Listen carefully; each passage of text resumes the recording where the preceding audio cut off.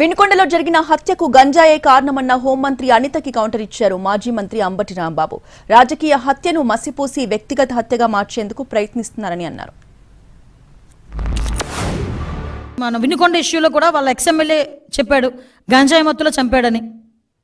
ఈరోజు జరుగుతున్న ప్రతి ఇన్సిడెంట్కి వెనకాతల గంజా అన్నది బేస్ అయిపోయింది.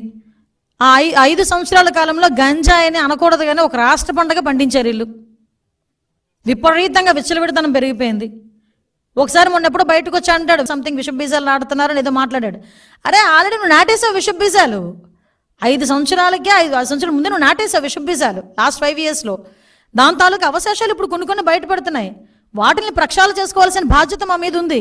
హోంమంత్రి గారు మాట్లాడుతున్నారు, అది గంజాయి తాగిన మొత్తంలో నరికేశాయంట, గంజాయి పాపం మాదంట. ఒరి మీ దుంపదగా మీరు వచ్చి అన్నాలైంది, మీ పోలీస్ వ్యవస్థ పనిచేస్తుంది కదా, మీ ఎస్పీని ట్రాన్స్ఫర్ చేసుకున్నారు కదా, అంటే ఇంకా గంజాయి విచ్చలవిడిగా దొరుకుతుందన్నమాట. ఆ పాపం మాదా? ఇది ఏదో ఒక విధంగా మసిపూసి మారేడికాయ చేసి వినుకొండలో జరిగినటువంటి పొలిటికల్ హత్యని ఒక ఇండివిజువల్ హత్యగా తీర్చిదిద్దాలనేటువంటి వీళ్ళందరూ ప్రయత్నం చేస్తున్నారు.